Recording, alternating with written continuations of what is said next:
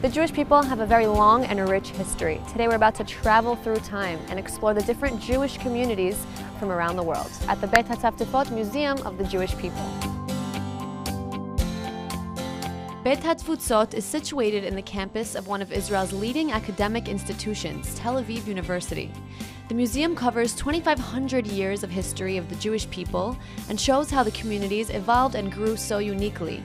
The museum's new wing consists of 5 brand new galleries. The main gallery is the synagogue hall. It consists of our renowned collection of synagogue models. It's the one thing that people who have visited Beit Hatfutsot through the years always remember. So now these synagogue models, one of which you can see behind me, this is the synagogue in Zabluda, Poland, which was a wooden synagogue that was burned by the Nazis in World War II. So this is one of 22 models that we have here, and it's a celebration of the way the Jewish people have congregated through the ages up to today's modern forms of congregation. Kabbalat Shabbat on the beach in Tel Aviv is a modern form of congregation, so we have that as well. This is a good place to note that Beit Hatfutsot is about a very open, pluralistic outlook of what it is to be Jewish and what Jewish identity is. The first gallery we went to visit is called Operation Moses, 30 years after. Operation Moses refers to the evacuation of the Ethiopian community from Sudan. The exhibition is not so much about the operation itself, but what has transpired since, what their life looks like in present day. Each booth in the exhibit plays 2 short video clips, each one with a different perspective about critical topics in the community, such as racism and intermarriage. What are some of the hardships that the Ethiopian community went through when coming to Israel? So it started in the early 1980s when the Jewish community in Ethiopia was persecuted by the local government. And then throughout their decision to come to Jerusalem and Zion, Israel, they actually left their communities, they left their belongings, they left the villages and started walking through mountains and deserts for days and months without maybe food, without the right equipment, all the way reaching to Sudan, and even there waiting in refugee camps between 3 months and 3 years. So in that event, they had a lot of losses on the way and a lot went missing.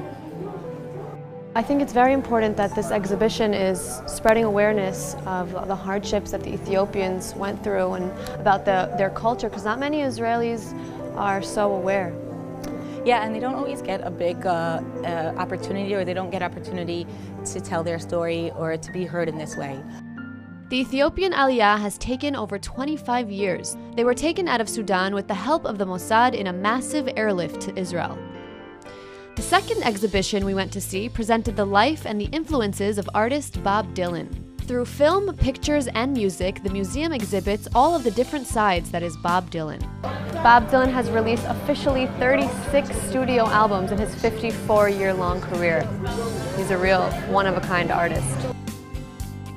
So Bob Dylan was a very influential artist, and he was Jewish on top of everything. So what are some of the things about Bob Dylan that this exhibit features? So first of all, it was first to know that his name, or his Jewish name, is Shabtai Zitsit Zimmerman. Wow. It's not a very known name around maybe people who shortened it to a cool name for Bob Dylan. And this exhibit actually celebrates his life not in a chronological way, but in different areas of his influence. So we have Bob Dylan as the revolutionary. We have Bob Dylan influencing other artists, Jewish, non-Jewish obviously, but just around the world for years and years and years. And we have Bob Dylan questioning his relationship with Israel and Judaism, just questioning, and I think that's a main part in the museum about this constant looking for meaning. Bob, or should I say Shabtai, came from a fairly observant Jewish family but had a real complex relationship with his Jewish identity. He influenced many leading Israeli artists and even won a Nobel Prize in literature. The museum also showcases the many Jewish heroes throughout our history in 8 different categories in the Children's Gallery. The Inspirational Gallery encourages visitors to explore the qualities that make them a hero. What does it mean to be a hero? What does it mean to be a trailblazer? These questions are explored through interactive and fun games. But the exhibitions are not the only thing to see in the museum. Most people know that you can come here to research your family roots, your family background. We have 5 extensive databases that we've been accumulating and nurturing for decades.